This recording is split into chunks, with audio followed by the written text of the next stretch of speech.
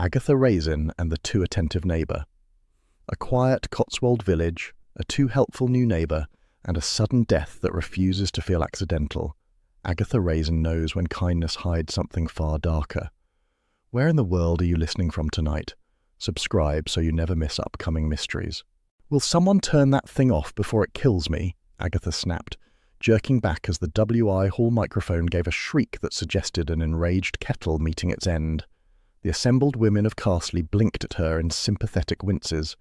Nothing unnerved a village audience faster than audio equipment. Agatha raised her chin, trying to pretend she had meant the stumble. She had worn her best navy suit for the occasion, slimming, authoritative, and, unfortunately, about half a size tighter than she remembered. Her blouse pinched when she breathed. Her notes, fanned across the lectern, were in the wrong order because Doris Simpson had nudged the stack with an over-enthusiastic attempt to help. "This evening," Agatha began, shuffling the papers with what she hoped looked like a commanding flourish rather than a panic, "we explore the vital topic of independent women in the—" The rear chair leg beneath her gave a subtle warning twitch. She ignored it. Authority, she felt, required occasional perching. She attempted a poised lean. The chair responded by wobbling like a drunk on a unicycle. Agatha windmilled, clutched at the lectern, missed completely, and pitched forward toward Doris Simpson, who squeaked and braced herself for impact. Agatha did not reach her. A woman from the front row shot up with startling speed, catching Agatha under the elbows with brisk efficiency. "Careful there," she said, as though rescuing plunging speakers was a routine service she offered. Agatha righted herself, cheeks burning. "Thank you," she muttered, mortified. The room tittered, kindly tittering, yes, but that only made it worse. The stranger smiled warmly. "I'm Lorna Templeton, just moved into the cottage next to yours. Delighted to meet properly, though I didn't expect it to be mid-flight." A ripple of laughter rolled through the hall. Even Mrs. Bloxby, seated demurely near the front, pressed her lips together in amused sympathy. Lorna eased the microphone into place, straightened the lectern, and set Agatha's toppled notes into a neat stack, all without appearing to intrude. "There," she said, "safe as houses." Safe as houses. Agatha wanted to bite the phrase in half. "Thank you," she repeated, frost edging the syllables. She resumed her talk, though the hall now felt slightly tilted from humiliation. Every time Lorna moved, passing out leaflets, adjusting chairs, handing round tea, Agatha felt the tug between gratitude and irritation. A woman could be too competent, and Lorna clearly belonged to that subset of the population. When the floor opened for discussion, Mrs. Bloxby rose with a gentle smile. "It has been suggested that Carsley begin a good neighbour scheme. Nothing formal, simply a way of ensuring that those who live alone have someone checking in." "Oh, splendid idea," Doris Simpson said, nodding as if she'd invented compassion. Lorna lifted a hand. "I'd be very happy to organise something. In my previous job, I handled support visits, medication schedules, household risk checks." "Medication?" Dotty Prowse's rasp cut across the hall. Elderly, rigid as a fence post, and notoriously suspicious of anyone who might tidy her life, Dotty glared at Lorna. "I don't want strangers poking through my pill bottles. I'm not senile." "No one's suggesting that, Mrs. Prowse," Mrs. Bloxby said soothingly. "I won't have interference," Dotty snapped. "People who fuss always hide something. Mark my words." A murmur stirred behind her, the kind villagers used when scandal was brewing and everyone wished to be caught in the first wave. Lorna, to her credit, gave Dotty a polite nod. "I only hope to be useful," she said. "No pressure on anyone." That was exactly the sort of remark that made Agatha bristle. Effortless kindness always sounded smug to her, like a subtle reminder that she had once tried charity work and been told to stop rearranging the donation table. The meeting rolled on. A committee was proposed. A suggestion box circulated. Someone raised the issue of Doris's terrifying fruitcake at last year's fete, which Doris pretended not to hear. Through it all, Agatha felt herself slowly pushed out of the spotlight she had intended to dominate. She had planned an evening of triumphant self-presentation, complete with a rousing finale about modern womanhood that would have made the WI stare at her in awe. Instead, she had been rescued, reorganized, and overshadowed. When the meeting adjourned, Agatha made a swift escape toward the biscuit table for solace. The ginger snaps were stale. Of course they were. She had just selected the least dusty biscuit when she spotted Lorna by the doorway holding a small notebook. Lorna wasn't hiding the notebook. That would have at least shown a little self-awareness. No, she was openly collecting telephone numbers. "Do you live alone, dear?" she asked one elderly attendee, writing the answer with neat looping strokes. "Oh, and do you prefer morning or evening check-ins?" Agatha stiffened. A newcomer mapping the vulnerabilities of Carsley. That was bold. Worse, the villagers were charmed by it. Lorna looked up. "Agatha, I didn't get your number yet." "You did not," Agatha said, drawing herself to full height. "And you won't." Lorna blinked. "Oh, only for emergencies. I manage my own emergencies." "Of course," Lorna replied lightly, though she wrote something in her notebook anyway. Agatha's eyes narrowed. "What did you write?" "Just a reminder about your talk tonight. You were marvellous."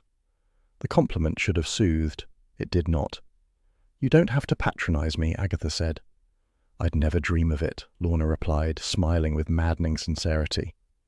Mrs. Blocksby approached with her mild, earnest expression. "Agatha, dear, wasn't Lorna a great help tonight?" "Yes," Agatha said tightly. "She was very present." "Organisation is a gift," Mrs. Blocksby said. "So is minding one's own business," Agatha muttered. But the vicar's wife only smiled as if that remark had been a compliment. Across the hall, Dotty Prowse stood beside the coat rack, glaring murderously at Lorna as if the poor woman had knocked her down a flight of stairs rather than offered her a leaflet. The look was so fierce, Agatha made a quiet mental note. One must never ignore expressions like that. They always meant something in a village. "Don't let her fluster you," Doris whispered, sidling up with the biscuit tin. "She's one of these helpful types, always offering, always tidying." "I don't need tidying," Agatha snapped. Doris nodded. "No, definitely not," she paused. "Though your notes did look in a bit of a muddle." "Thank you, Doris." On her way out, Agatha passed Lorna again. The woman was now speaking to Neville Sykes from the parish council, her pen poised as she asked, "And do you know which cottages have elderly residents? It helps to map out who might appreciate a visit." To Agatha's ear, the question reeked of nosiness. When she finally stepped into the cool night air, she inhaled deeply, not from relief, but from the instinct to light a cigarette. She resisted, barely. She marched home, heels clipping the pavement like punctuation marks of irritation. As she reached her cottage door, she glanced sideways. Lorna's lights glowed warmly through thin curtains. A silhouette moved inside, brisk and purposeful, as though already rearranging something. Agatha squared her shoulders. "I need no one," she told the darkness. Inside, Hodge leapt onto the hall table, knocking over a stack of circulars.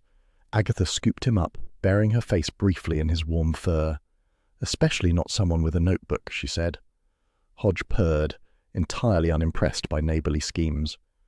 The kettle clicked in the quiet kitchen, and Agatha allowed herself a small, self-mocking smile, the kind one wears when both relieved to be alone, and faintly aware that perhaps, just perhaps, the village was right about her after all. "Hodge, don't look at me like that," Agatha said, jabbing a spoon into her cereal with more force than necessary. "Anyone could have fallen off a chair last night. It was a perfectly unstable chair, designed to sabotage me."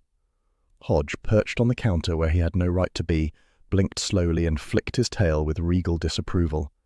"It wasn't my fault," she continued. "That woman materialized like a paramedic. Honestly, leaping up as if rescuing me was her calling in life." Hodge stretched a paw toward the milk jug. Agatha swatted it away. "No, you don't get dairy until I've finished complaining." Her kitchen held the faint chaos of a woman who meant to tidy and always found something dramatic to do instead. Newspapers lay folded but unsorted. A scarf draped itself over a chair in a defeated slump, and last night's ashtray lurked accusingly near the kettle. She shoved it aside before the cat judged her further. She had just lifted the first tolerable spoonful of cereal when the doorbell rang, twice, insistently, with the confidence of someone who rang bells professionally. "Oh, for Hodge, stay." She opened the door to find Lorna Templeton smiling in full morning cheer, holding a potted herb plant in one hand and a covered dish in the other. "Good morning. Thought I'd pop round." Agatha stared. "Why?" "Neighbourly gesture. I made a little baked oat thing. Very healthy. Good for starting the day." "I've already started the day," Agatha said, aware she sounded like a troll beneath a bridge. Lorna breezed past her anyway, the plant thrust into Agatha's arms like an award she had not earned. "Lovely kitchen," Lorna said, which was generous. "Just needs a touch of order." Hodge hissed as she entered, then leapt to the top of the fridge like a watchful gargoyle. "You again," Lorna said fondly. "I'll help you tidy, shall I?" Agatha's jaw stiffened. "I don't require assistance." "Oh, of course you don't," Lorna said, already opening cabinets. "You're so independent. But independence can be supported. Little improvements, small steps." Before Agatha could craft a retort sharp enough to slice through the air, Lorna had tutted at the ashtray, wiped a ring of tea on the counter, and reorganized 3 cupboards. "What are you doing?" Agatha demanded. "Putting things where they belong. You had cleaning spray next to the sugar. That's terribly unsafe." "I like it where I know where it is," Agatha said. "Yes, but now you know where it is safely." Hodge, attempting to express solidarity, batted at a bottle of cleaner left too close to the edge. It toppled, rolled, and leaked a modest but symbolic puddle onto the floor. Lorna clucked. "See? That's exactly how accidents happen. I'll sort it." Agatha considered stamping her foot. She settled for glaring at the herb plant instead. Within minutes, Lorna had wiped the counter, emptied an entire shelf of the fridge, food longevity, and pinned a handwritten card beside the phone. "What is that?" Agatha asked. "A list of emergency numbers. Doctor, police non-emergency, plumber, and the Mercester pharmacy. Graham Eldridge is very helpful." "I know how to locate a plumber," Agatha snapped. "Of course you do," Lorna replied sweetly. "But in emergencies, people freeze. Best to have everything visible." Agatha inhaled sharply. She was deciding whether to order Lorna out when the doorbell rang again. "Oh, good heavens," she muttered. "Who now?" She opened the door to Dotty Prowse, clutching her handbag like a bludgeon. The old woman stormed inside without invitation. "There you are," Dotty barked at Lorna. "You've been pestering me again." "Good morning, Mrs. Prowse," Lorna said. "I merely checked whether you'd managed your morning tablets." "I manage everything," Dotty snapped. "I've been managing everything for 84 years. I don't need some newcomer poking at my pills." Lorna kept her tone patient. "We discussed the loose rug and your steep stairs. I worry about fools." "I worry about busybodies," Dotty retorted, "always interfering where they're not needed." Agatha felt oddly protective of her kitchen. "If you two are going to argue, please do it near the door. That plant is shedding." Dotty ignored her. She reached into her handbag and waved a small pill organizer. "She's been trying to inspect this ever since she arrived. You'd think I was some helpless old bat." Lorna said, "You mentioned dizziness yesterday." "I did not. I said I was dizzy with irritation because Clara keeps sniffing round my cottage waiting for me to pop off." "Ah, yes. Clara, the glamorous niece with expensive shoes and a charitable patient's threshold. And then there's that developer," Dotty added darkly. "Neville Sykes, always asking about the value of my property. He'll have to wait till I'm good and ready, and I've told him so." Agatha noted this with the instinct of someone who had watched too many suspicious wills unravel. Neville Sykes hovering around a valuable cottage. Red herring or genuine trouble, she'd find out. Dotty waved the pill organizer again. "I've got things in hand, young lady, and some people in this village should remember I know more than they think. About mistakes, about people who'd rather their past stayed quiet." That landed with a thud. Even Hodge froze mid-groom. Lorna said gently, "I only want you safe." "Well, I want you gone," Dotty shot back. Agatha sighed. "Tea?" "No," both women said at once. A silence settled. Then, without warning, Lorna said, "It's almost time for your next tablet, Mrs. Prowse. It should be taken with food." Dotty spluttered. "I'll take it when I'm ready, not when you decree." Lorna reached calmly for the organizer. "This one should always be taken with food." Agatha blinked. "How do you know the schedule?" "Oh, I make it a point to familiarize myself with the medications of anyone I help."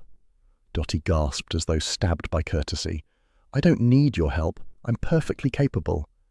Yet she allowed herself to be shepherded toward the door, muttering about independence and spies. When the door finally shut behind her, Agatha rubbed her temples. "Is there any part of Castley you haven't reorganized yet?" "I'm simply easing people's burdens," Lorna said, "including yours." "I don't have burdens," Agatha insisted. "Of course you do. Everyone does." "I meant mine are private." Lorna smiled kindly, which was unforgivable. You're a brave woman, Agatha. Living alone takes courage. Agatha bristled. I'm not brave, I just prefer my own company. As do many people who need support, Lorna said. Anyway, you're in good hands. I'll pop by later to check on that fridge. Milk shouldn't be stored in the door. I liked it in the door. It spoils faster.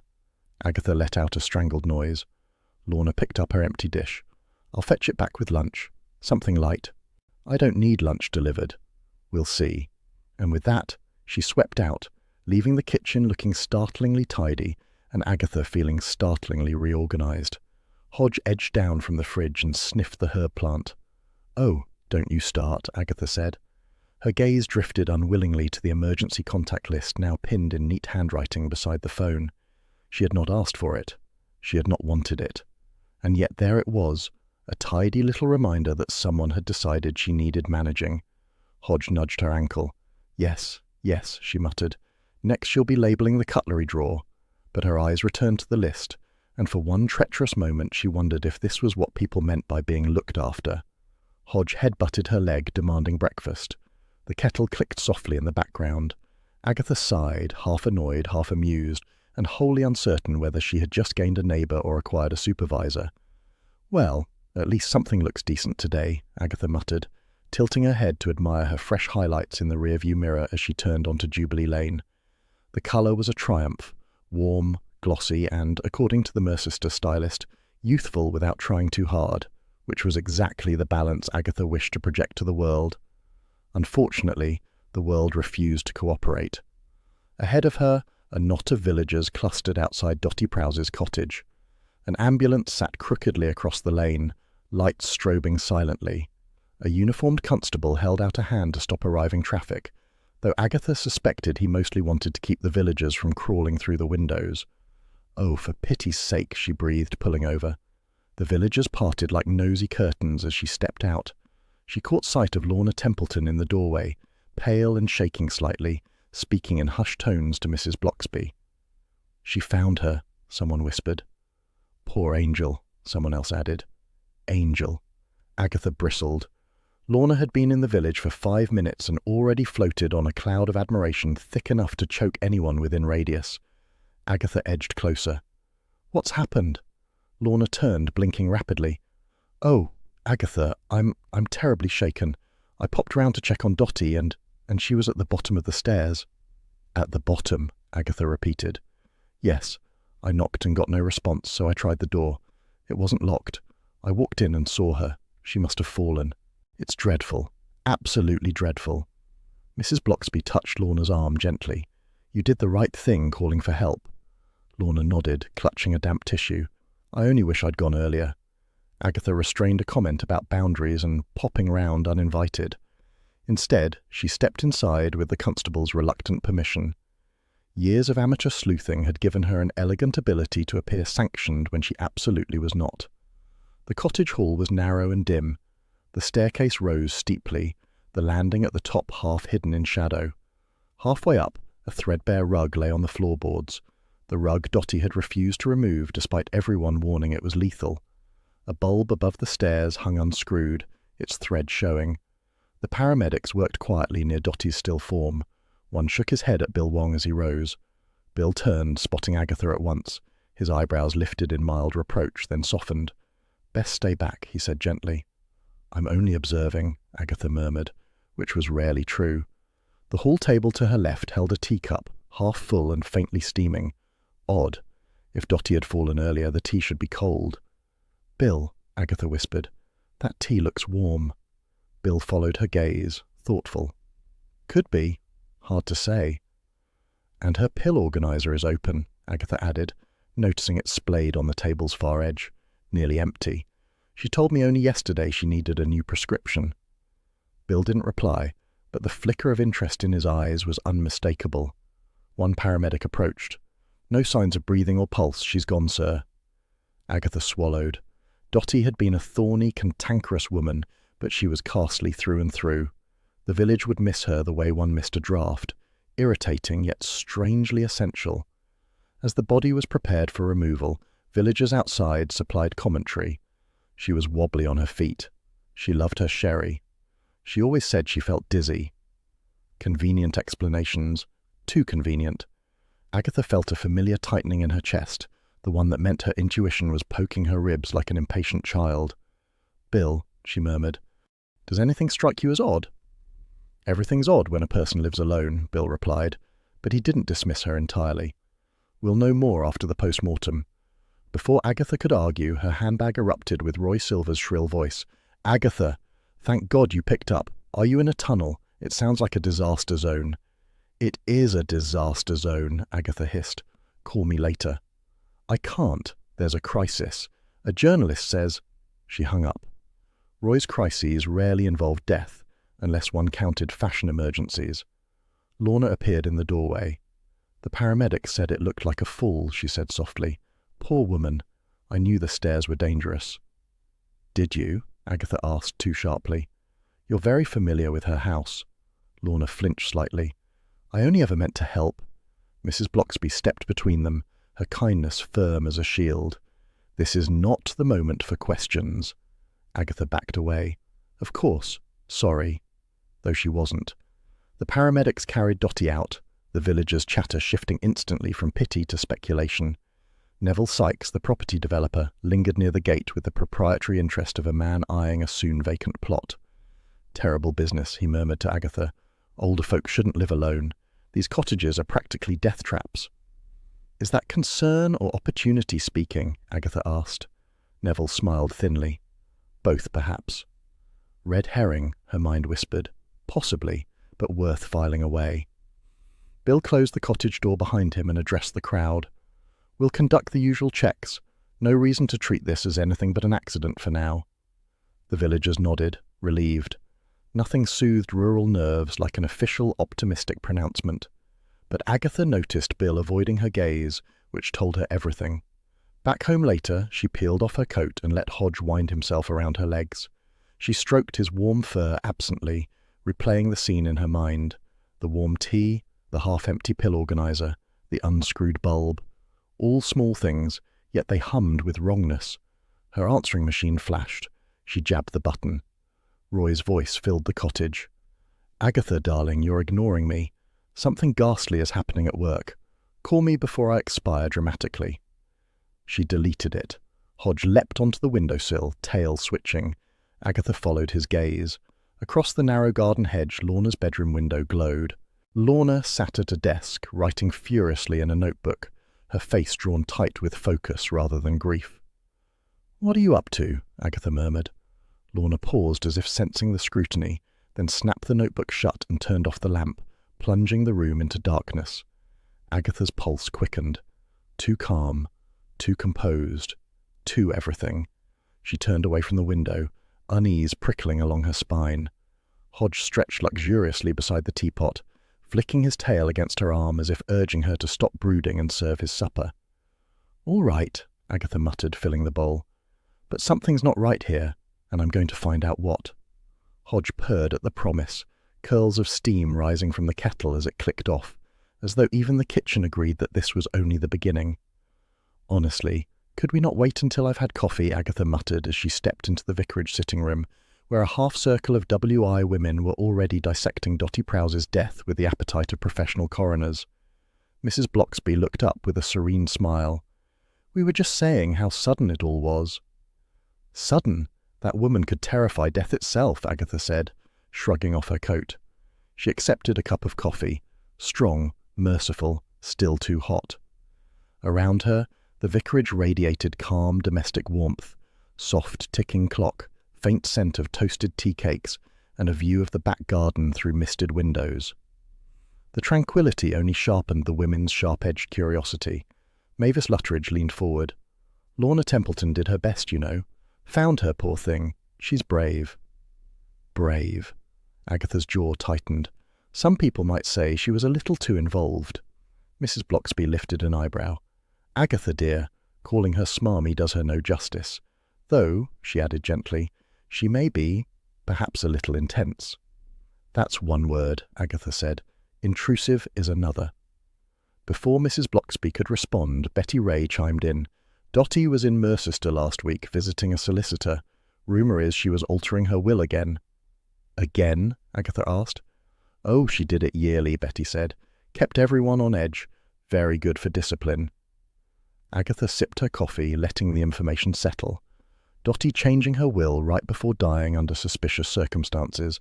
A classic village complication. Mrs. Blocksby folded her hands. We must be kind in our thoughts, regardless of past disagreements. But we don't have to be blind, Agatha replied. There's more to this than an unfortunate tumble. Mavis tutted. Bill Wong doesn't seem concerned. He never seems concerned, Agatha said. It's his way. That's unfair, Mrs. Blocksby chided softly. Bill is thoughtful. He likes to be thorough before alarming the village.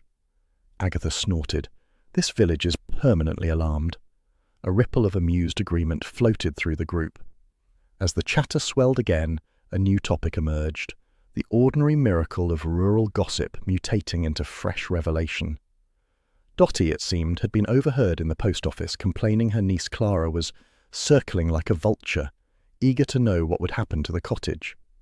Meanwhile, she'd hinted to someone else that Neville Sykes, the property developer, was sniffing round like a fox at rubbish bins. 2 red herrings for the price of 1, Agatha thought. Excellent. After another half-hour of speculation over wills, property, and whether elderly people should be forced to install stair lifts, Agatha excused herself. She had real work to do. She headed straight for the pharmacy in Mercester. Inside, Graham Eldridge looked up from the counter, smiling with professional politeness. Mrs. Raisin, something for the season? Cough mixture? Vitamin supplements? I need cough mixture, Agatha said, picking up the first bottle that looked vaguely medicinal. And information. Graham blinked. Information? Well, perhaps advice, she amended, sauntering casually towards the counter. A friend of mine, older lady, had quite a collection of medications. You must remember all your prescriptions. Amazing, really. Graham straightened. Everything is filed accurately, perfectly accurately. We use a meticulous system. His tone wobbled slightly on the second accurately. Interesting. I'm sure you do, Agatha said. But sometimes older people get confused with dosages. Dotty Prowse, for example, told me she needed a new prescription, yet her organizer looked nearly empty yesterday. Graham went very still. She did? I suppose she must have taken more than she thought, Agatha said lightly. Yes, well, these things happen, Graham replied too quickly. Age, you know. Memory issues. But she was very sharp, Agatha countered. For her age. Graham adjusted his spectacles. Sharpness comes and goes. Older patients often forget they've taken tablets, then take them again. Completely normal, entirely common. He was over-explaining. Over-explaining was always a gift. Agatha leaned casually on the counter. Dotty also mentioned sedatives. For her nerves. Graham's smile tightened. I wouldn't know about that. No? Sedatives are only dispensed under strict prescriptions. Very strict. One must follow the rules. His tone had become clipped, definite. A clue, unmistakable. Behind them, Doris Simpson bustled in, waving a leaflet. Graham, which tablets shouldn't be mixed with sherry? My neighbour wants to know. Agatha resisted the urge to clap a hand over her eyes. Doris continued cheerfully. And if someone did take too many of something, not me, would you be able to tell immediately? Graham choked slightly. Mrs. Simpson, this is not... Only asking, Doris chirped. Agatha seized the opportunity. Doris, dear, do hold that leaflet closer. I think it explains interactions clearly. Oh, Doris moved to stand directly beside Graham. He twitched like a man confronted with a firing squad. I really must go, Agatha said brightly, sweeping her cough mixture and Doris out the door. Outside, Doris said, He didn't like your questions. No, Agatha said, he did not. She turned the corner and walked straight into Clara. Tall, stylish, and wearing a coat that shouted designer clearance sale, Clara looked harassed and furious in equal measure. Oh, you, Clara said. Don't ask me anything. I've spent the morning dealing with officials who don't know their elbows from... She stopped herself. Anyway, it's all very upsetting. You saw Dotty often, Agatha said gently. Only because she couldn't drive and refused taxis. I was her unpaid maid. She never appreciated anything. And now... Clara's voice cracked, then sharpened. If she's cut me out of the will again, I swear I'll tell everything I know. Everything? Agatha asked. Oh, yes. She had secrets, and she loved holding them over people. She wasn't harmless. Agatha studied her. You sound angry enough to push her downstairs. Clara's eyes widened. Good grief, I didn't kill her. I just want her solicitor to hurry. She stormed off, heels clicking against the pavement like warning shots. Another red herring filed neatly. Agatha had barely begun to walk again when Neville Sykes appeared, sleek as a polished shoe. Mrs. Raisin, he said with syrupy solemnity, such a sad loss. Dotty was a character, very attached to her home. A shame this tragedy delays any potential sale. Dotty's not cold yet, Agatha snapped. Perhaps wait before measuring curtains. Neville looked mildly offended. I was expressing concern. Rural housing stock requires sensitive handling. And yet your handling always leads to profit, Agatha said. He smiled thinly. A man must earn a living. Yes, Agatha replied, preferably not on fresh graves. Neville inclined his head and moved on, the scent of ambition lingering behind him. When Agatha returned to Carsley, she headed straight to the vicarage. Mrs. Bloxby was in the garden, pruning roses gently. Back already? She asked. I've been interrogating pharmacists, relatives and property sharks, Agatha said. Quite a morning. Mrs. Bloxby lowered her secateurs. Agatha, remember compassion. Even those who annoy us have burdens. Some people have burdens shaped like pill bottles and greed, Agatha muttered. Mrs. Bloxby only smiled. And some people have burdens shaped like suspicion. Before Agatha could reply, Bill Wong arrived at the gate. He looked tired, not officially worried. Bill never wore anxiety openly, but thoughtful. Walk with me a moment, he asked. Agatha's heart thumped. There's news? Bill nodded once. The post-mortem came through. Dotty had an unusually high level of sedatives in her system. Very high. Agatha inhaled sharply. So, it wasn't an accident. We're not confirming anything yet, Bill said carefully, but I'm not ready to call it a fall. Agatha felt the satisfying thrum of being right, tempered with unease. And Lorna? Bill sighed. The village may jump to conclusions. Try not to. I never jump, Agatha said. Bill gave her an affectionate, disbelieving look. Right, just keep an open mind. He left her there, standing in the vicarage garden, roses nodding gently as though approving the escalation. Agatha folded her arms. Sedatives, pills, property motives, secrets. Everything was sharpening. Later at home she placed her coat on the peg, and Hodge trotted over, tail curled like a question mark. All right, Agatha murmured, scratching his head. You were right. Something's brewing. Hodge stretched luxuriously against her leg, and the kettle sighed to a gentle boil, as if Carsley itself agreed that murder had finally arrived. Agatha, darling, open this door before my shoes dissolve, Roy Silver wailed, thumping the knocker with operatic despair. This village mud is vindictive. Agatha yanked open the door. Roy, it's barely damp. It's a bog, he insisted, tottering inside on the toes of his designer loafers. And these shoes cost more than most village cars. Honestly, how do you people survive without pavements? We manage, Agatha said through clenched teeth. What are you doing here? Roy flung his arms wide, nearly striking Hodge, who dodged with a disgusted flick of tail. I bring opportunity, fame, and brand elevation. A Sunday supplement wants a heartwarming human interest piece. And guess who they've chosen? Agatha folded her arms. If you say me, not you. Roy beamed, oblivious to the slight. The village heroine herself, Lorna Templeton, the angel of the Cotswolds. Agatha's face froze. They're calling her what? Roy unfurled a glossy mock-up. Look, a gentle soul bringing comfort to lonely villagers. Isn't it ghastly? Isn't it perfect? Agatha snatched the paper. There was Lorna's smiling face above a syrupy headline. She hasn't even been here a week.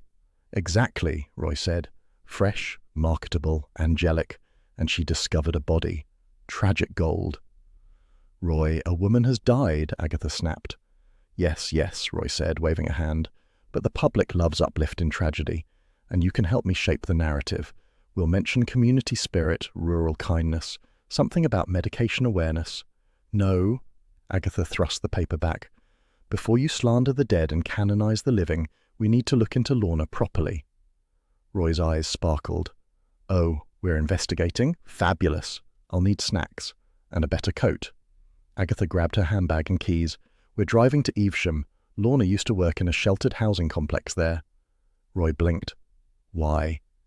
Because you're not publishing anything until we know who she is. Roy exhaled dramatically.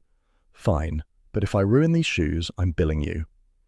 They reached the sheltered housing complex after a short drive punctuated by Roy's complaints about potholes, hedges, and the lack of coffee shops that served real coffee, not powdered despair. The building itself was a squat, overheated relic of the 70s, peeling paint, humming radiators, outdated notice boards curling at the corners. A faint smell of disinfectant clung to the walls like a permanent resident. Roy wrinkled his nose. I feel my skincare routine dying. Behave, Agatha muttered. A weary-looking caretaker approached, dragging a mop bucket. Help you? Yes, Agatha said briskly. We're inquiring about a former employee, Lorna Templeton. The caretaker scratched his chin. Oh, aye, very thorough she was. Bit too thorough, kept logs for everything. Families liked her, some didn't. Why didn't they? Roy asked, notebook poised. She'd report them to social services if she thought summit were off. Didn't matter if it were nout but a misplaced pill bottle. Agatha's eyebrows lifted. So, conscientious. Well, yes, the caretaker said slowly. And no, some folk don't want strangers nosing into private lives. A door opened and a cheerful former resident, Mrs. Pettifer, appeared carrying a knitting bag. Talking about Lorna. Lovely girl. Bit smothering, mind. She once checked on me 8 times in one day because I'd coughed. Agatha exchanged a glance with Roy. Mrs. Pettifer continued. We had 2 unlucky deaths while she was here. Old age and poor health. Nothing strange. Though the second one fell down his back step. Roy perked up. And was Lorna involved? Oh no, dear, Mrs. Pettifer said brightly. She was on holiday that week. Skegness, I think. Sent me a postcard of a donkey. Agatha noted the detail. If anyone wanted to paint Lorna as a serial killer, this punctured the balloon neatly. Mrs. Pettifer patted Agatha's arm. She meant well. Too well. Some people can't bear to leave others alone. Agatha could think of someone else the caretaker might describe exactly that way. She scowled. Roy whispered, This is deliciously contradictory. Gossip always is, Agatha murmured. They thanked the staff and retreated into the car. Roy flopped dramatically into the passenger seat. Not a killer, then, unless she hired someone to push the man off the step. Don't be ridiculous, Agatha snapped. But she was troubled. If Lorna wasn't malicious, then what was she? Overbearing, controlling, naively well-meaning. Roy was scrolling through his notes. Still, the article could frame her as a woman burdened by compassion, misunderstood by lesser minds. If you publish anything before I finish digging, I'll feed you to the WI, Agatha warned. Roy paled. Point taken. They returned to Carsley at dusk, the lane quieter than usual. Lamps flickered in cottage windows, casting warm pools of light across the hedgerows. Roy was still complaining about mud when Agatha grabbed his sleeve. Look. Lorna Templeton stood outside Dotty Prowse's cottage, which was supposed to be sealed. There was no official tape, just the village assumption that nobody should be going in there at all. She carried a cardboard box filled with papers. The cottage door was open behind her. Agatha strode over. What do you think you're doing? Lorna jumped, clutching the box tighter. Oh, Agatha, I was just sorting Dotty's affairs, making sure nothing sensitive gets misplaced. People can be nosy. This place is supposed to be secured, Agatha said. No one should be going in there. I have the spare key, Lorna replied briskly. Mrs. Prowse entrusted me with it. Well, left it in an envelope on the table. Agatha doubted that. Dotty would sooner entrust her house keys to a fox. Roy peered into the box. Ooh, documents. Are those bank statements? Letters? Medical notes? Lorna hugged the box to her chest. None of your business. Agatha folded her arms. Lorna, these papers belong to Dotty's estate. Why are you taking them? I'm safeguarding them, Lorna said, voice tightening. Certain people have shown too much interest in her finances. I won't allow anyone to exploit her memory. Exploit? Roy said, scandalized. We're journalists, not vultures. Agatha pinched the bridge of her nose. Roy. Well, he muttered, mostly. Lorna glared. If you're implying something. I'm implying nothing, Agatha said. I'm asking what's in that box. Lorna hesitated, then said, Private papers. That's all.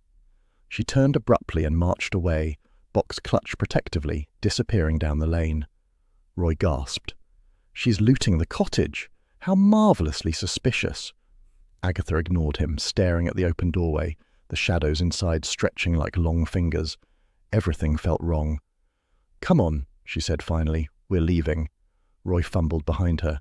"But what about my shoes? This puddle is carnivorous." "Good," Agatha said. "Maybe it'll chew some sense into you." They returned to her cottage, Roy limping theatrically and complaining that Castley mud contained malice, gravel, and social judgment. Hodge greeted them with a reproachful meow, circling Agatha's ankles.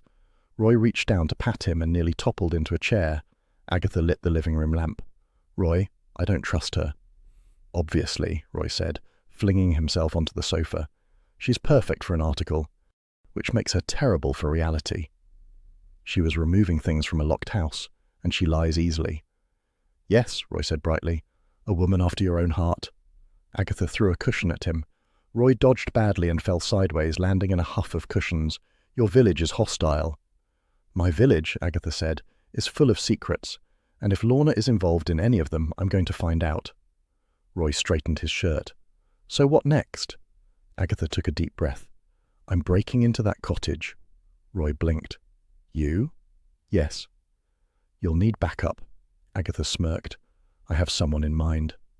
Hodge leapt onto the armchair, curling into a warm, self-satisfied loaf. The kettle clicked in the kitchen, sighing softly as if approving the plan, or warning her that nothing in Castley ever stayed simple. "Charles, if you've come to gloat, I shall throw you out," Agatha snapped, though she opened the cottage door wider, a reflex she wished she could break. Charles Fraith leaned lazily against the doorframe, hands in his pockets, hair windswept in the infuriating way that suggested deliberate artlessness. "Gloat? I? Never? I heard you'd taken up burglary as a hobby and thought I'd support a friend." Agatha glared. "I never said burglary." "You implied burglary," Charles said, breezing past her into the sitting room. "And I thought, how lovely. An evening activity requiring skill, poise, and plausible deniability. Naturally, I came at once." Hodge raised his head from the armchair, blinking with disdain at the intruder. Agatha shut the door sharply. "This is serious, Charles." "Everything you do is serious," he replied cheerfully. "That's why it's fun watching." She poured 2 gin and tonics before she remembered she wasn't supposed to repeat drink rituals. But this wasn't a ritual. It was a necessity. "I need your help," she said, thrusting the glass toward him. Charles brightened. "Now we're talking." She outlined the situation. Dottie's suspicious death, the unscrewed bulb, the sedatives, the half-empty pill organizer, Graham Eldridge's twitchy defensiveness, Clara's threats, Neville Sykes's property sniffing, and, most urgently, Lorna removing documents from a locked cottage. Charles listened, swirling his drink thoughtfully. "You've acquired quite the collection of suspects. It's almost artistic." "I don't need art," Agatha said. "I need answers. And to get them, we're breaking into Dottie's cottage tonight." Charles's smile widened. "Wonderful. I'll fetch my lockpicks." "You have lockpicks?" "Of course. A gentleman must be prepared for unexpected invitations." Agatha stared. "You're unhinged." "Yes," he agreed pleasantly, "but helpful." They set off just after 10 o'clock. The village was quiet, lights dimmed, cottages sunk into comfortable darkness. Jubilee Lane felt strangely hollow without Dottie's habitual scowling presence behind the curtains. Agatha's pulse thudded. "If we're caught—" "We won't be," Charles said, slipping the pick into the keyhole with unsettling ease. "You worry too much." "That's because I'm sane," Agatha whispered. The lock clicked. Charles grinned. "And that's why you bring me." They stepped inside. The cottage felt cold, as if someone had held their breath for too long. The hallway looked precisely as it had the day the body was taken away. The unfixed rug, the dim bulb above the stairs, the little table with its tea-ring surface. Agatha's throat tightened. "Let's be quick." They moved softly into the parlour. Dottie's things lay untouched, half-finished knitting in an armchair, glasses folded neatly on a side table, a jumble of correspondence spilling from a basket. Agatha whispered, "Look for anything hidden." "Villagers hide everything," Charles murmured. "Pride, receipts, grudges, especially grudges." Agatha began opening drawers. Dottie's orderly chaos spoke of a woman who stored everything yet trusted nothing. Charles crouched near the skirting board, tapping lightly. Hodge appeared. Agatha froze. "What is he doing here?" she hissed. "He followed us," Charles whispered. "Probably to supervise." Hodge trotted in with an air of ownership, sniffed at a lamp cord, and knocked the lamp clean over with his tail. Agatha lunged to catch it. Too late. It clattered loudly against the floor. "Brilliant," she muttered. "We'll be arrested because my cat is clumsy." Hodge blinked, deeply unrepentant. Charles resumed tapping. Ah, hollow space. He pried open a loose board near the cupboard. A small metal tin emerged, dusty and dented, but clearly treasured.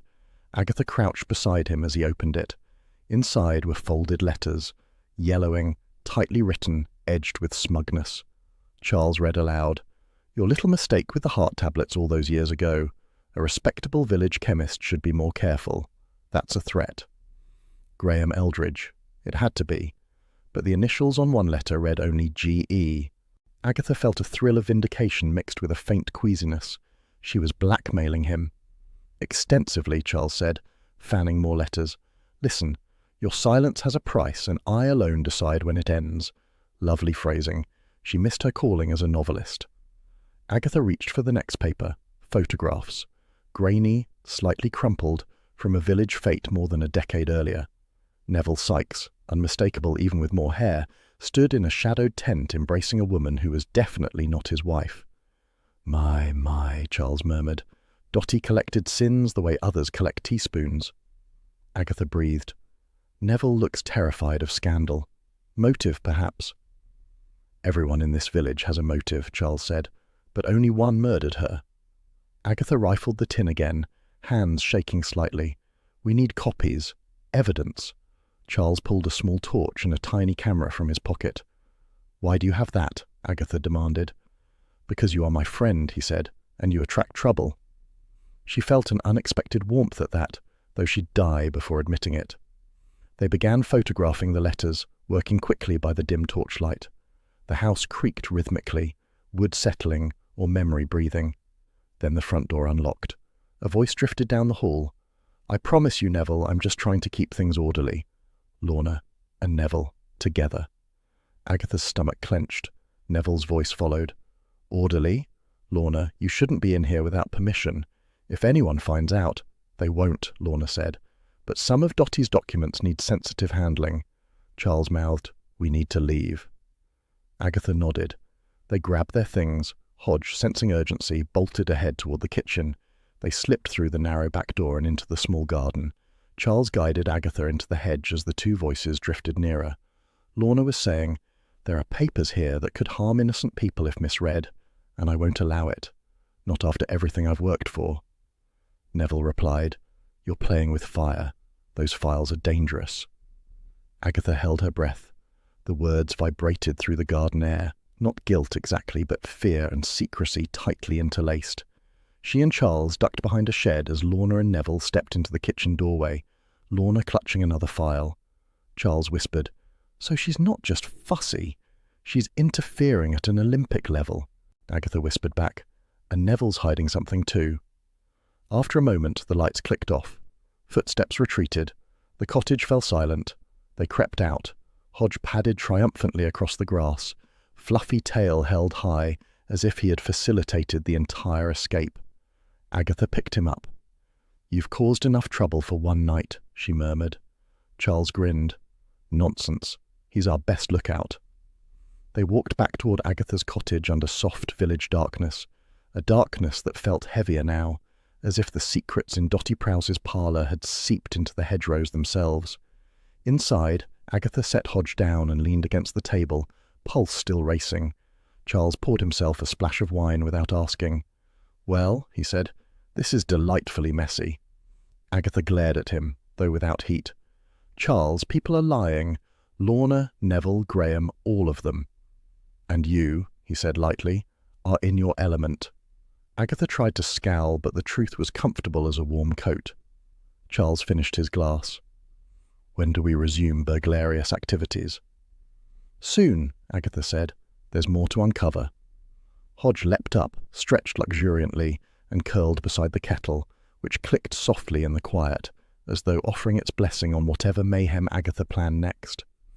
"I refuse to sit near her," Agatha muttered, jerking her chin toward Lorna Templeton, who sat at the front row of the WI Hall with a neatly labelled folder and the expression of a woman ready to heal the nation. "She radiates smugness." Mrs. Bloxby, gently steering Agatha toward a chair, said, "This is a community meeting, not gladiatorial combat." "Same thing," Agatha grumbled. The WI Hall buzzed like a disturbed beehive. Villagers packed into plastic chairs, whispering, shifting coats, exchanging glances heavy with anticipation. Under the harsh strip lights, the atmosphere felt almost festive, if one considered grievance a form of entertainment. Outside, drizzle pattered against the windows, the first proper rain Carsley had seen in weeks, though mercifully it hadn't opened the chapter. The vicar stepped onto the front dais. "Thank you all for coming. Tonight's special meeting concerns the formal establishment of the Good Neighbour scheme." A groan rippled through the hall. Lorna rose gracefully. "I've prepared a brief overview." "No surprise there," someone muttered. Agatha folded her arms, feeling the delightful heat of righteous irritation. Lorna continued, "Our community deserves care, safety, and—" Mr. Pecksniff from Ivy Cottage interrupted. "You're always there when something goes wrong. It's unnatural." A chuckle rolled through the crowd. Lorna blinked. "I happen to live here. If I see someone in need—" "You saw Dotty every day," another villager shouted, "always fussing with her pills, poking about." Agatha couldn't resist. She stood abruptly. "And speaking of poking about, why were you removing papers from Dotty's cottage?" The room gasped. Lorna's face pinched. "Because certain people, with poor boundaries, have been rummaging where they shouldn't. Dotty trusted me." "Oh, please," Agatha said. "You barely knew her." "I knew enough to see she needed responsible support," Lorna snapped. "Unlike some who spend their days drinking, smoking, and meddling in police investigations." Laughter exploded. Agatha's cheeks burned. She opened her mouth, but the vicar rapped a spoon against a mug. "Ladies, please." But the tide was against Lorna now. Doris Simpson rose, hair askew, voice sharp. "You reported my rug to social services. It wasn't dangerous. It was Persian." "Frayed at the edges," Lorna corrected. "So am I," Doris barked. "You going to report me too?" More laughter. Lorna's composure wavered. "I only want this village to be safe." "Then leave," someone shouted from the back. Agatha felt a prick of guilt, very, very small, but overshadowed by her certainty that Lorna had secrets. Too many of them. The vicar tried again to regain order. "Now, now." The hall door creaked open and Bill Wong stepped in. His presence sent an instant hush cascading through the rows. Even the drizzle outside seemed to pause. Bill walked forward, shoulders set, expression unreadable. "I apologize for interrupting, but I need to update the community on Miss Prowse's case." Every chair squeaked as bodies leaned forward. "I'm here to update the community," Bill said. "You may have heard rumours already. The post-mortem findings have now been formally recorded, and they support what we suspected. Miss Prowse had sedatives in her system that were not prescribed to her. We are treating the death as suspicious and investigating it as potential homicide." A collective intake of breath. The hall erupted. Shouts, cries, gasps. A carnival of shock. Bill lifted his hand. "Please, we are investigating all possibilities. No one is being accused." But the villagers had already decided who they wanted to accuse. 50 pairs of eyes swiveled toward Lorna. Lorna stood slowly, face pale but jaw firm. "This is absurd. I cared for her." "She cared herself straight into an early grave," someone muttered. "You handled her medication," another villager accused. "You were the last to see her alive," added a third. I didn't do anything wrong," Lorna said, voice cracking. "I only helped." "Helped her into a coffin," Mr. Pecksniff said, far too loudly. The vicar hissed, "George!" but the damage was done. Bill stepped in front of Lorna like a human barrier. "That's enough. Miss Templeton is not under arrest. She's not even a suspect." The room disagreed loudly. Lorna's eyes darted, wounded and furious. "You're all mad," she whispered. Then louder. "You're cruel." She grabbed her folder and ran from the hall, nearly slipping on the worn linoleum. Agatha watched her go, feeling a peculiar twist in her chest. Not sympathy exactly, but the faint unease that comes when a mob turns too quickly. Bill approached Agatha. "Did you really have to confront her publicly?" Yes, Agatha said. Then softer. Maybe. Bill sighed. This village needs calm. And I need answers. He gave her a weary smile. Just don't burn the place down. He left, stepping back into the thin drizzle. The hall broke into pockets of gossip. Doris declared she'd always distrusted neat women. Mrs. Cartwright proclaimed this was what happened when outsiders interfered with village life. Several others debated whether Lorna's hair colour looked too saintly. Agatha decided she'd had enough. She pushed through the crowd and out into the damp evening. The air smelled of wet leaves and triumph mixed with discomfort. Back at home, Agatha kicked off her shoes and marched straight upstairs, still simmering with adrenaline. She stopped at her bedroom window, an old habit for brooding without admitting she brooded. Lorna's cottage sat opposite, lamplit and still. Then movement. A shadowy figure limped up the path. The limp was slight but unmistakable. Agatha pressed closer to the glass. The figure reached Lorna's cottage wall, lifted an arm. White letters bloomed under the street lamp. Murderous. Smeared boldly across the stone. Agatha's breath caught. The figure stepped back, assessed their handiwork, then hurried away down the lane with an awkward, uneven gait. A clue. Small, but precise. Agatha forced herself not to shout after them. She stood very still instead, watching the wet paint glisten like venom. Behind her, Hodge padded into the room and pressed against her shin, his warm weight a reminder that the world still contained something soft. She exhaled. "This village is revolting," she whispered. Hodge gave a soft, approving chirp, tail curling like punctuation.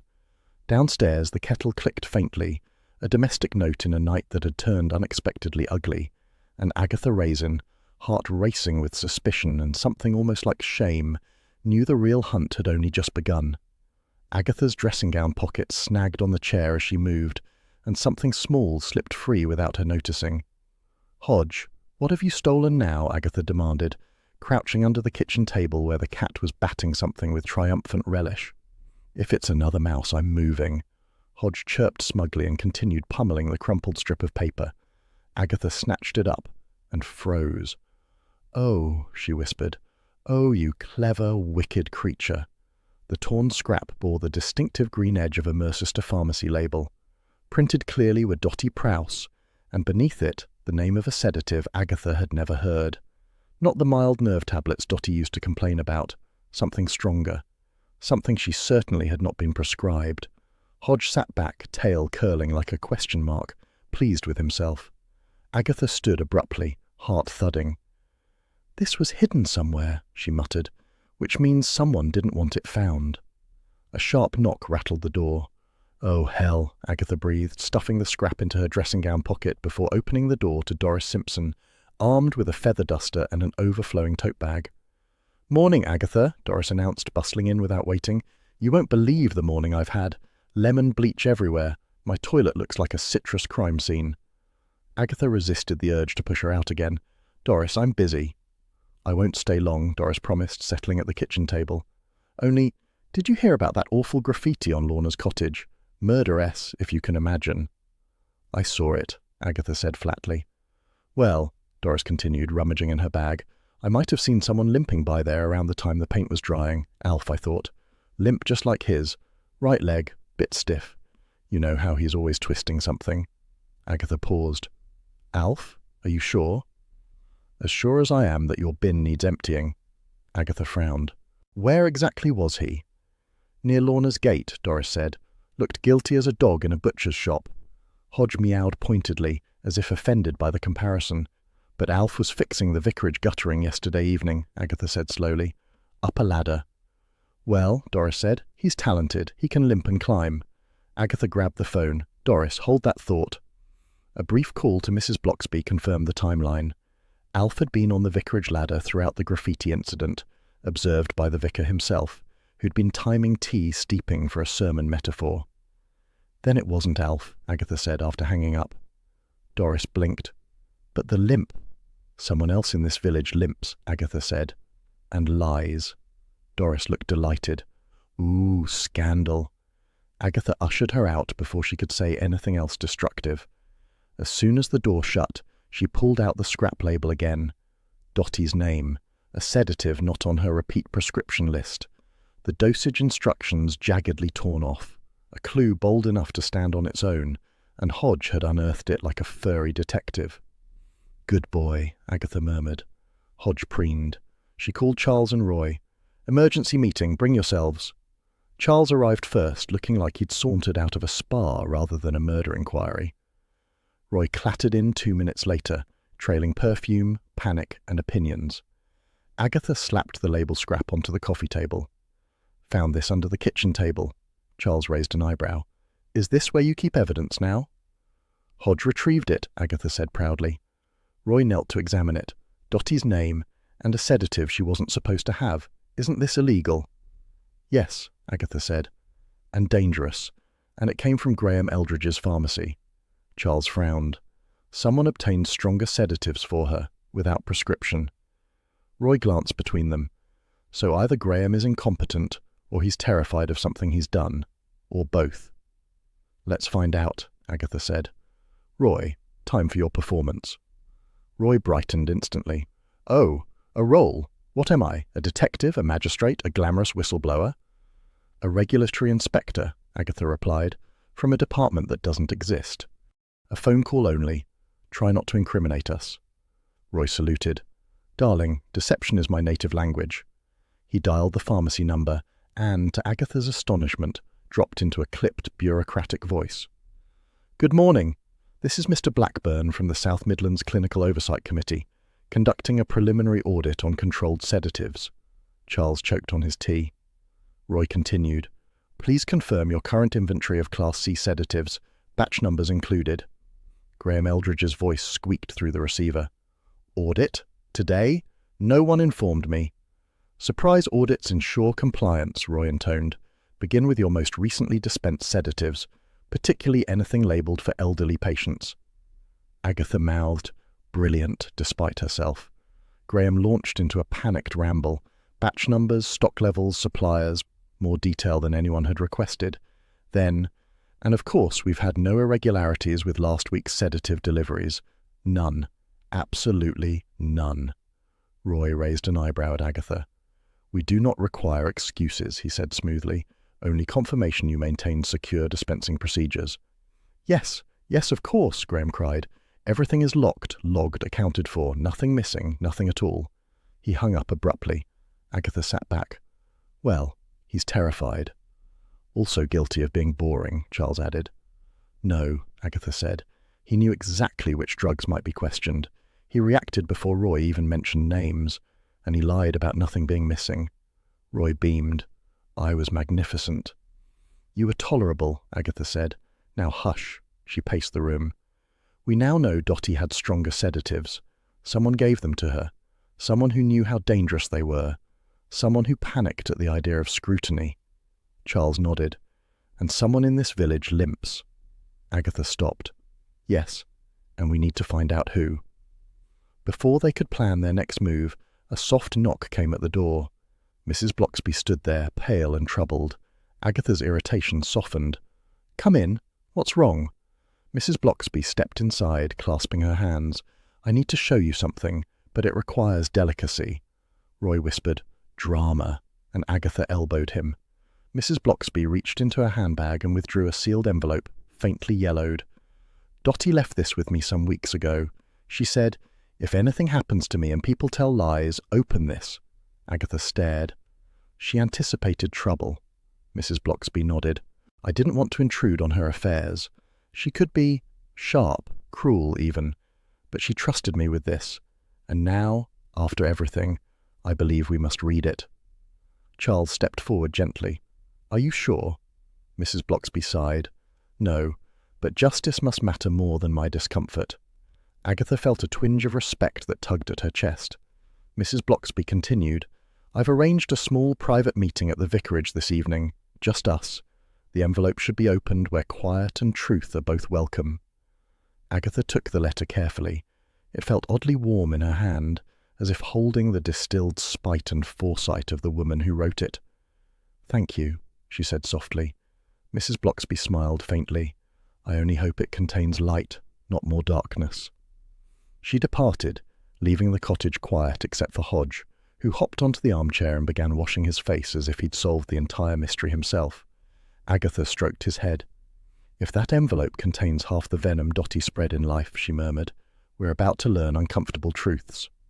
Hodge purred, unconcerned, and curled up in a warm loaf against the cushion as the kettle clicked to life, filling the room with the promise of heat and the uneasy sense that Dotty Prowse was not finished speaking from beyond the grave. "Before we open anything," Agatha said, lowering herself onto the vicarage sofa, "I want it stated that if this envelope contains a curse, I am not responsible." Mrs. Blocksby smiled gently. "It's not a curse, Agatha. Merely Dotty." "That's worse," Agatha muttered. The vicarage sitting-room felt unusually solemn. Tea steamed on a low table, the soft clink of china at odds with the tension humming beneath the surface. Bill Wong had taken a seat near the window, notebook ready but posture relaxed, the steadiness of a man accustomed to overheated village drama. Mrs. Blocksby placed the sealed envelope in the centre of the table. The handwriting, Dotty's cramped, determined script, seemed to glare even now. Agatha exhaled sharply. "Let's get on with it, before it grows fangs." Mrs. Blocksby broke the seal. Inside lay several folded sheets. She lifted the top one, a concise note, written in Dotty's unmistakably sharp hand. Agatha read over her shoulder. "If anything happens to me, it will be because certain people cannot bear the truth." Modest as ever. Bill leaned forward as Mrs. Blocksby continued. "G.E. once nearly killed me with mislabeled heart tablets. I complained. They silenced it. I have kept proof." Agatha slapped her knee. "Graham Eldridge, I knew it." Mrs. Blocksby sighed. "We must be careful, Agatha." "I am careful," Agatha said, which was not strictly true. This fits perfectly. His panic, his over-explaining, the sedatives. Bill read the complaint number written at the bottom of the page. "This will let us trace the old investigation. It's helpful. But we need more than history and bad temper to establish murder." "There's more," Mrs. Blocksby said, lifting the next sheets.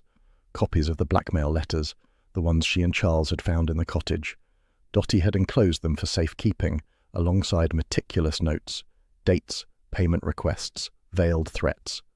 Agatha frowned. She was thorough, malevolent, but thorough. Mrs. Blocksby gently corrected her. "Sometimes cruelty is a misguided attempt at control." "Control that leads to sedatives in one's tea," Agatha said. Bill cleared his throat. "Let's stay focused." Mrs. Blocksby then lifted a final document, a draft will. Agatha's eyebrows shot upward. "Oh, marvellous." She cut Clara out.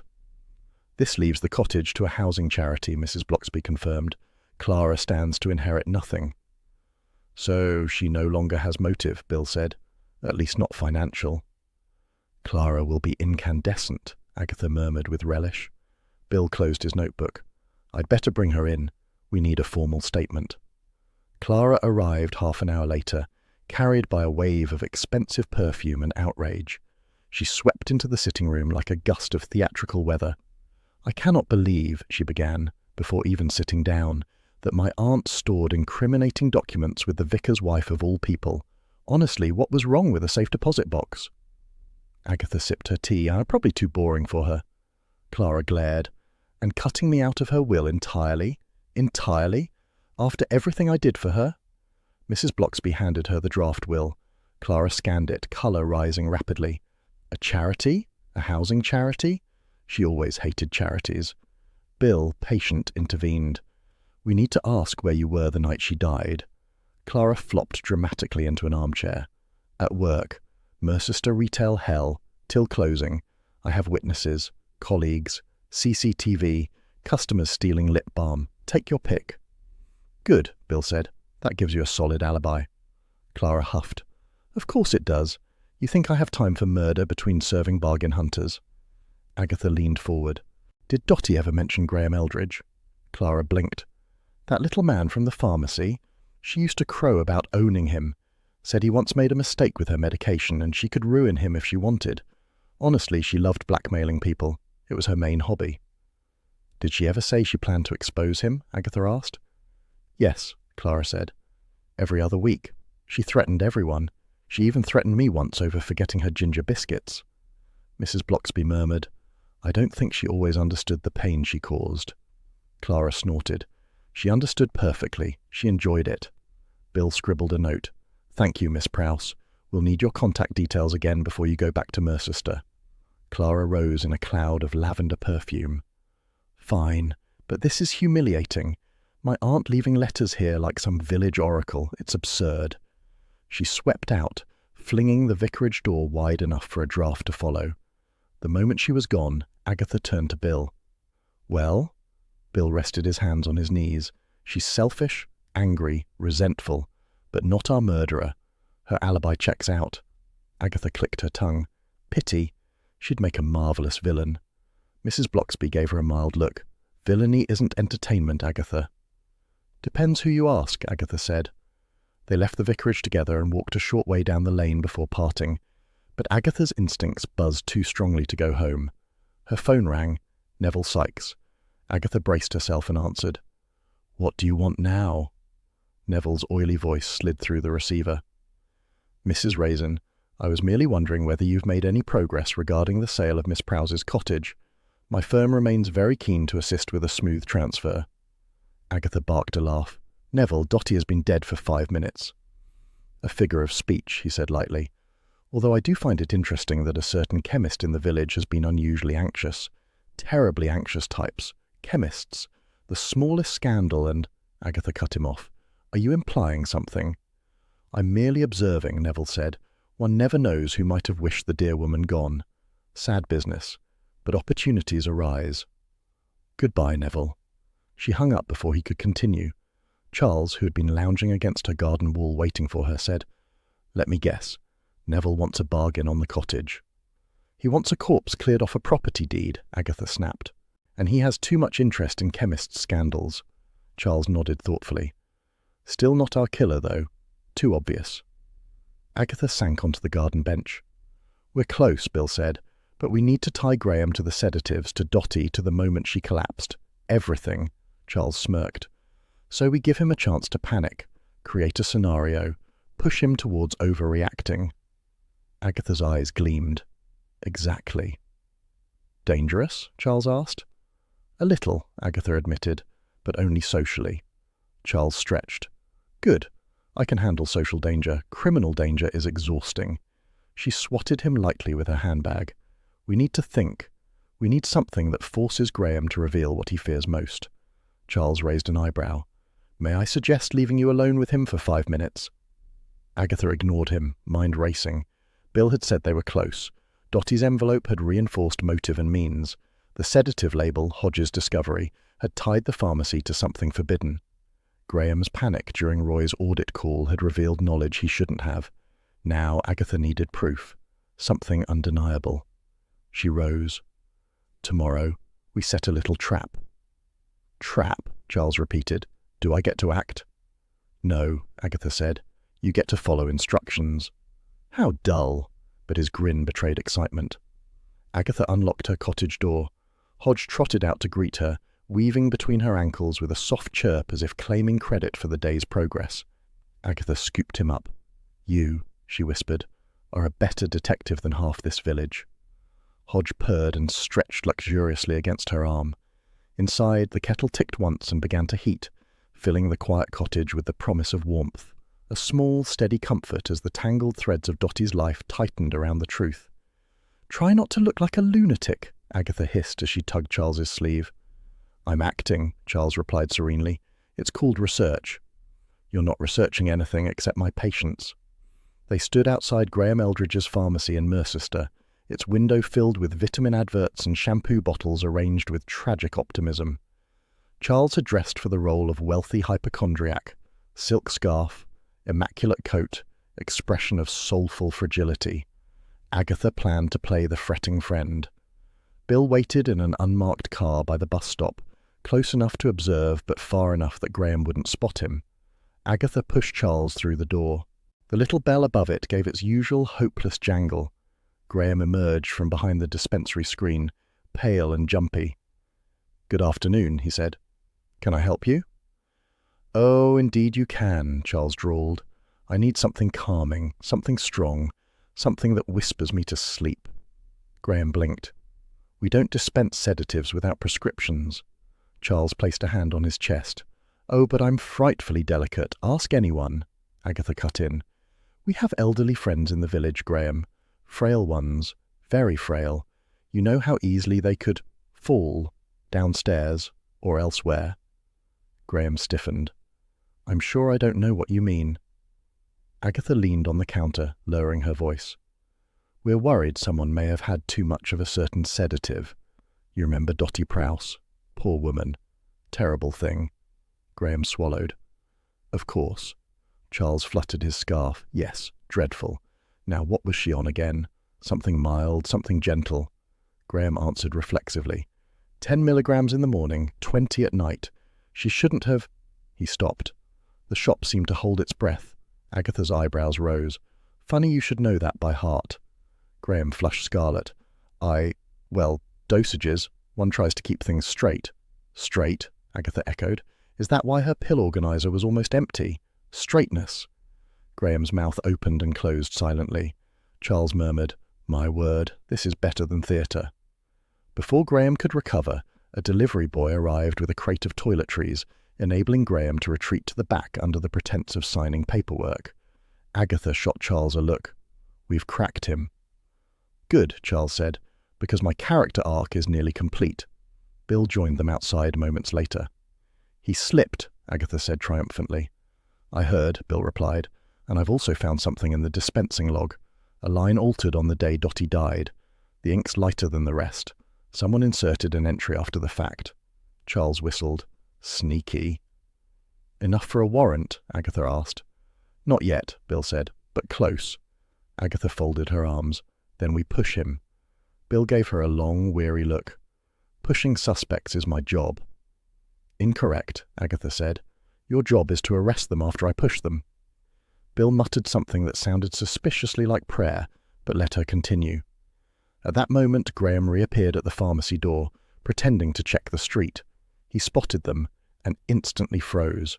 His smile, when it came, was brittle as cracked glass. "Busy day," he said too brightly. "I must dash. Home visit." He shut the pharmacy early and hurried down the pavement. Agatha narrowed her eyes. "He's rattled." "Rattled people make mistakes," Bill said. "Keep your distance. He'll run himself into a corner." The corner arrived sooner than expected. That evening, Lorna telephoned Agatha in flustered tones. "I've just received an invitation," she said, "from Graham. He wants me to help check on a frail pensioner in a cottage past Little Bragham. Says I'm good with delicate cases." Agatha nearly dropped the receiver. "He what?"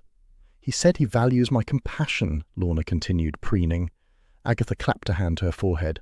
"Lorna, you're not to go anywhere with that man." "Well, really, Agatha, I'm coming with you." A pause. "I'm not sure that's appropriate." "That is the point," Agatha snapped. "Stay put. Charles and I will meet you outside Graham's in 10 minutes. Agatha marched to her garden gate where Charles was attempting to scrape mud off his shoes with a spoon. "Emergency," she said. "Again?" "Yes, and bring those trousers you hate. You'll need them." Charles groaned. "This case is ruining my wardrobe." The drive was an assault on patience. The lane past Little Bragham was partially blocked by a fallen branch. Charles's attempts to maneuver around it resulted in his tires sinking into mud. A sheep stood resolutely in the road, staring at them as if judging their life choices. Roy rang 3 times as during the chaos. "Darling, if you die, can I have your trench coat?" "No," Agatha barked, swatting the phone speaker. "Also tell Charles that sheep frighten easily. Don't let him scream."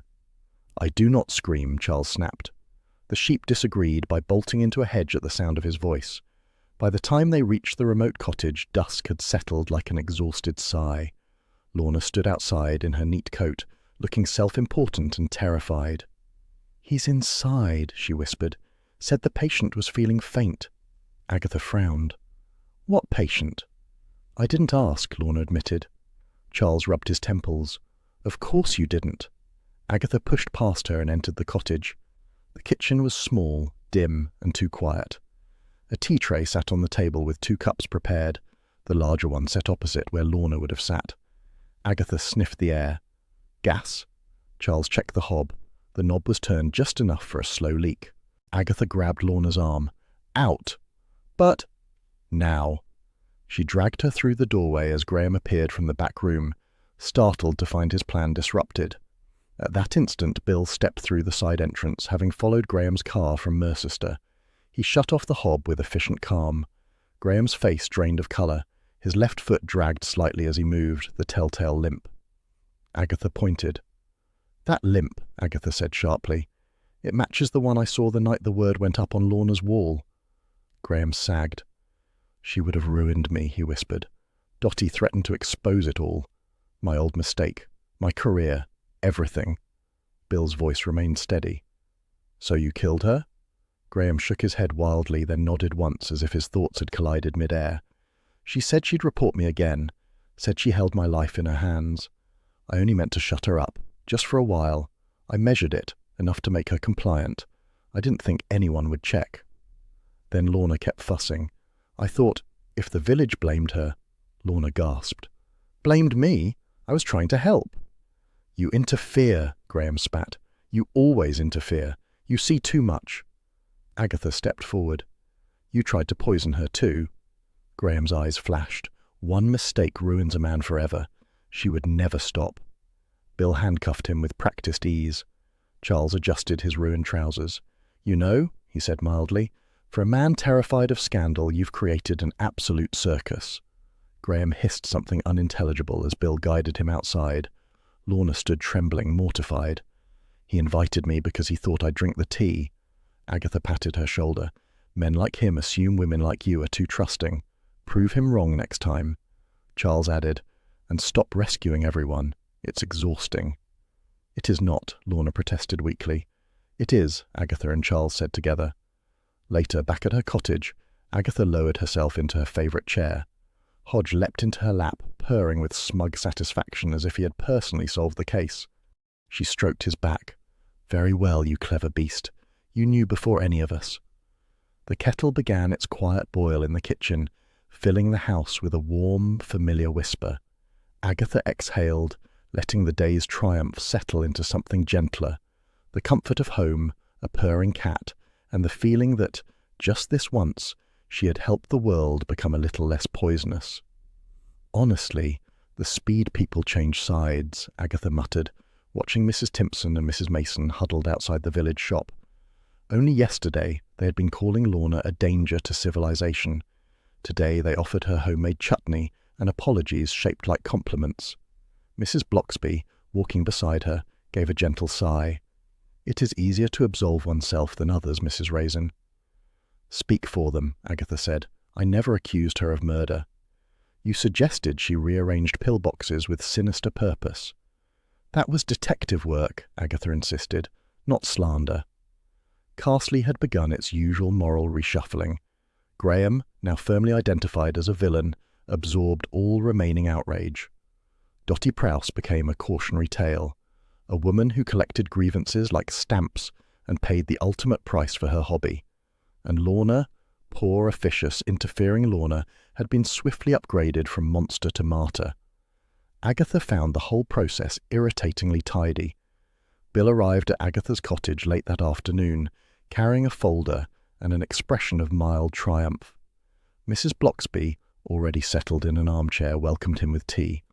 Hodge, sprawled on the rug, opened one eye at the intrusion before returning to sleep. Bill placed his file on Agatha's coffee table. "Here's the full picture," he said, "and it's worse than we thought." Agatha leaned forward eagerly. "Go on." Years ago, Graham mislabeled Dottie's heart tablets. Serious error. Nearly killed her. The investigation didn't end his career, but it scared him badly.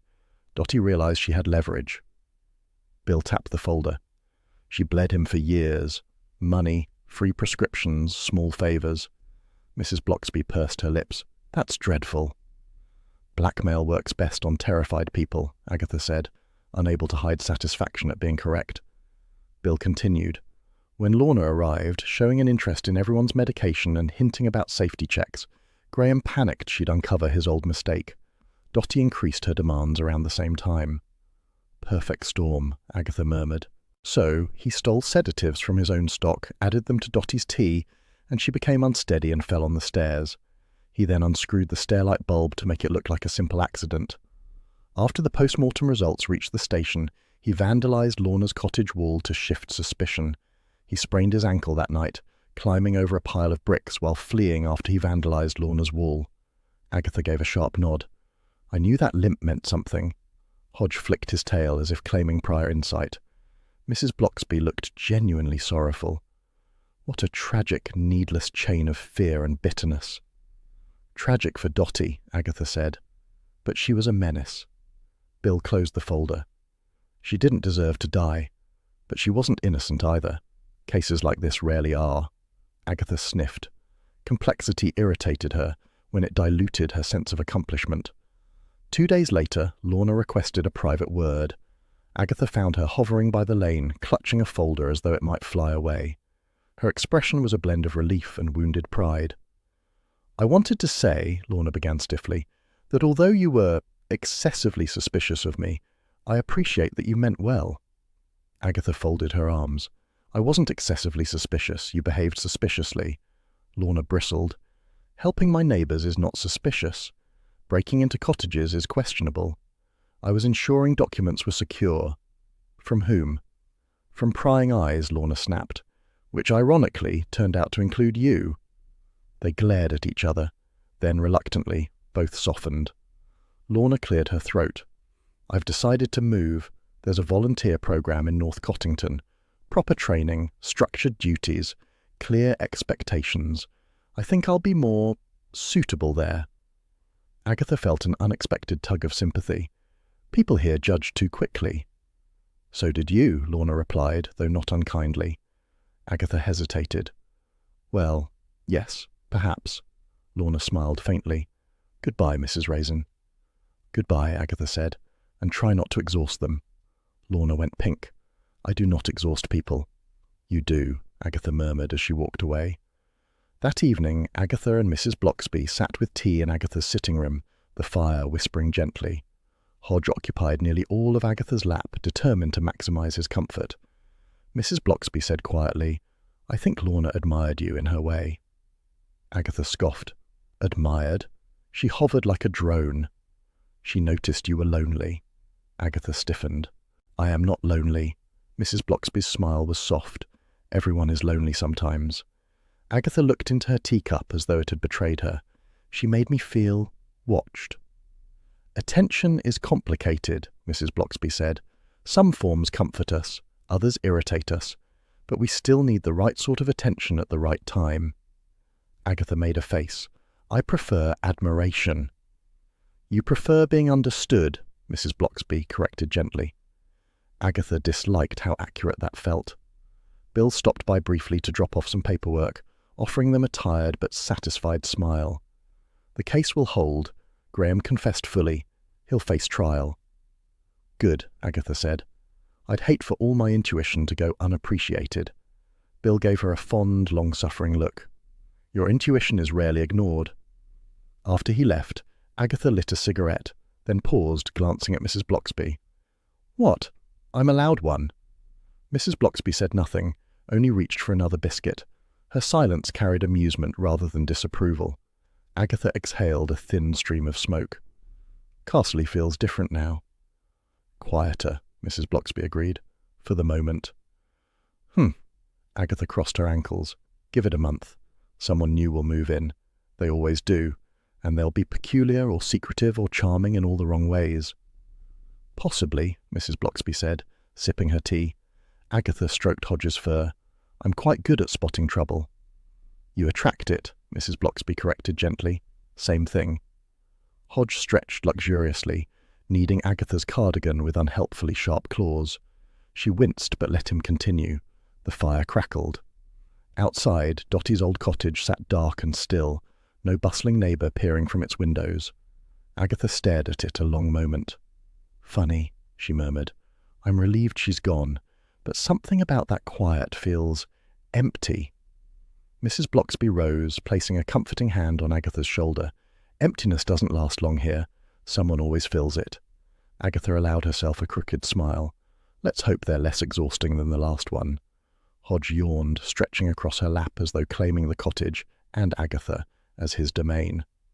Agatha tapped ash neatly into the tray. Well then, she said softly, let's see what the next newcomer brings. The kettle sighed in the kitchen, promising warmth, mischief, and another chapter of village life waiting just beyond the quiet lane.